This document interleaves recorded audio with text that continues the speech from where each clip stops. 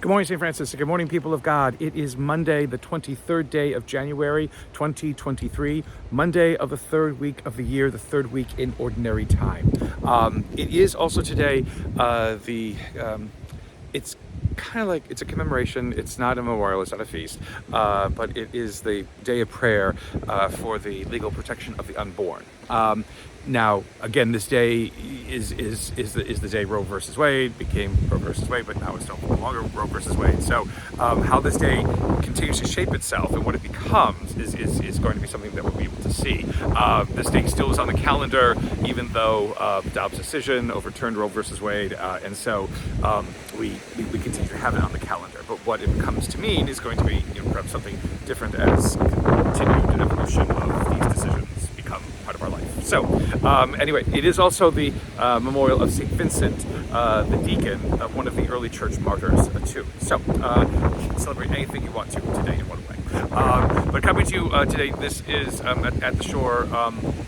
Oh, not at the shore, this is a pond, and there are some herons in the background. But it is Priest Assembly week, or Priest Assembly kind of couple of days, in which the priests of the Diocese of Raleigh are going to be gathering to discuss or to hear about care of creation and of the human person. And so we'll wait to see what that has in store for us and how that unfolds too. So that'll be a little bit later on today and tomorrow and Wednesday and Thursday.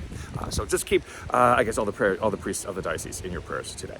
To the readings for today, there are special readings if you are celebrating the day of prayer for the unborn or for St. Vincent or what have you. But the readings that are general for today are, again, the continuation of the letter to the Hebrews, in which, again, though, this is where Hebrews gets a little bit very theological, and that's where it comes sometimes, and like Romans. See, Romans and Hebrews are kind of the more theological letters that Paul or somebody writes, and they can become a little bit too heady to kind of grasp any easy meaning out of them.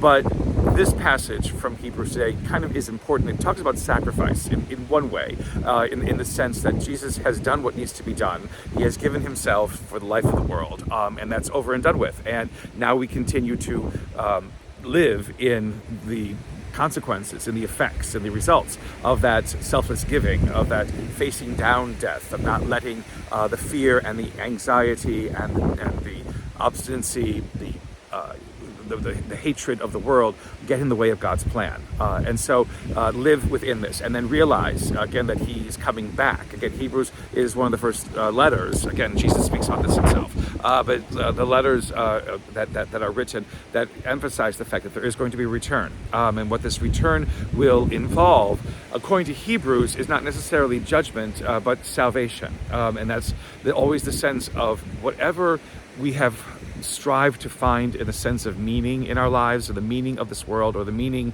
of anything itself, will be revealed because Christ will have returned and will give whole meaning to this world and its existence, and our role in it, and our destiny in it, etc., etc. It's not just about taking those who are worthy and just into heaven, and everybody else goes to a terrible, awful place and laments and cries and dies and whatever. So, God is not necessarily like that. We are like that. God is not like that.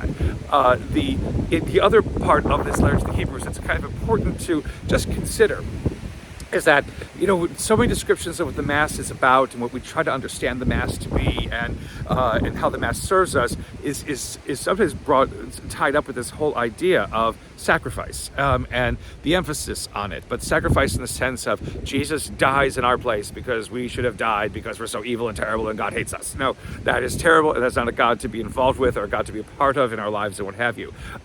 Sometimes we've even been led to say that every time we celebrate the Mass, we are sacrificing Jesus all over again. That is in many ways a blasphemy, and yet it becomes something that is so common to us that we accept it for what it is. That is not what it is. And Hebrews basically says it. You don't crucify Jesus again and again and again on an altar just because God is never happy with the once and for all.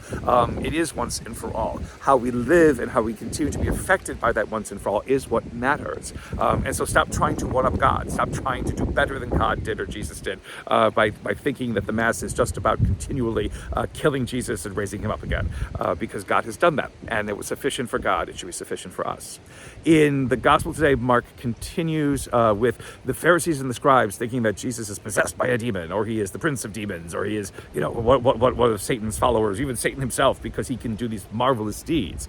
Again, it's sort of ridiculous, how Jesus is bringing healing to people who are in torment and trauma and whatever it is, and they basically say, well, this is because it's the devil. And Jesus basically says to them, that's ridiculous, stupid thinking. How can you be so dumb? And the whole idea is that if Satan is divided against Satan's self, then basically how can his kingdom stand, or how can he continue to affect pain and anxiety or whatever it is in the world? And so, it's about the hand of God that is at work, and defeating anything that whatever is evil or unhappy or sad in this world can think to throw up at us, to stop us from believing in God, in ourselves, in hope and in wonder. To try to deny all of this, which is what unfortunately the Pharisees and scribes do, or to ignore it, which is perhaps even worse, is basically something that condemns them. It's something that they lose out on in the end, in recognizing the fact of wonder and beauty that is in their midst. That is so true. It's the same for all of us, that if we continue to try to think that there isn't a God, or that God doesn't care, or that God isn't involved, without seeing the many ways in which God does care and is involved and is alive and is with us, then again we make our lives worse. We make our lives unhappy, we make our lives sad. For us to be true people of faith, to be people of witness in this world, to be people who bask still in the light of the incarnation of Christmas Day, of what the Christmas season was, it means, that we are people who constantly help others to recognize the presence of God and the power of God that lies in that presence. And may the Lord give you his peace.